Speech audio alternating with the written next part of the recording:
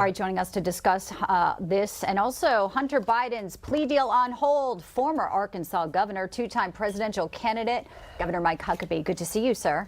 Hey, Governor. Great to be with you guys. Thank you. Thank you for your time. So we have, in D.C., there's talk about inquiries of impeachment against President Joe Biden, but today the focus seems to be also on a looming indictment for former President Trump. First off, your reaction to the news just moments ago that his attorneys have been put on notice to expect an indictment, Governor.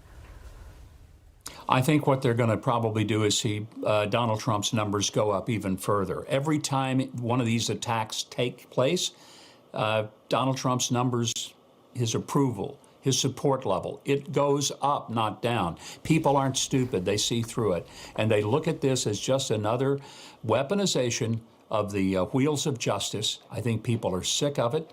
And all the while, we're surrounded by real corruption in our government. And these guys want to go after Donald Trump because he did what every American has a right to do, and that's speak his mind. That's the First Amendment. But this is election tampering at its worst on the part of Jack Smith, who is, let's just say it best, not the most effective or successful prosecutor when it comes to these kind of things. Yeah, we can ask Governor Bob McDonnell as well with that, too. So Hunter Biden's plea, wow, it was sort of a roller coaster yesterday, but Judge Noriega put it on hold. It looks like for a few weeks now, the lawyers will try to work it out. Some say it's going to go through no matter what. But in the meantime, Governor, we know Devin Archer, Hunter's business partners, is set to speak Monday behind closed doors.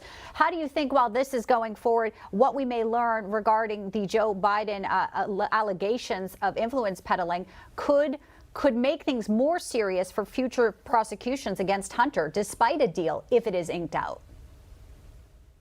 Yesterday was a big shock. I think many of us expected that the judge would just sort of sign off on this deal that had been made by the prosecutors and the defense attorneys.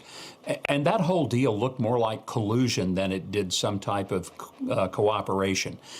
But when the judge looked at this and said, this just stinks like an Arkansas chicken house in August, and threw it out. Those weren't her words, but those are mine, because that's what it smelled like. And she was wise enough as a judge to realize that no deal like this had ever come before her court.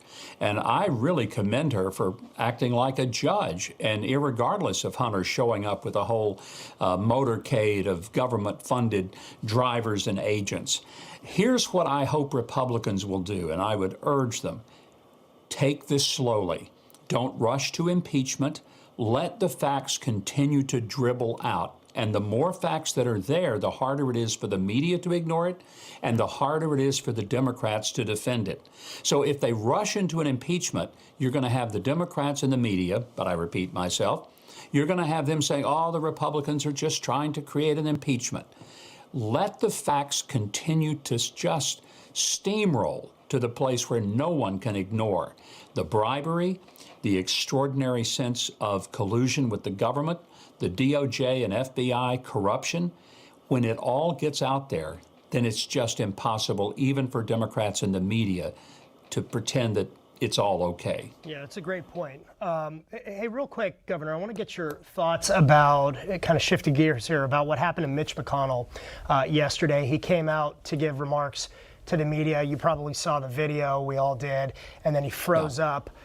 Later, he was taken to his office. I guess he got some air. He came back and kind of downplayed it. I don't think we have time to play the soundbite, but he just, basically kind of brushed it off. What are your thoughts about this? I mean, that was a scary moment. I mean, clearly the guy, was having some medical problems. What do you think should happen with him, with his position? I mean, because it goes beyond now politics. It's a health issue, clearly.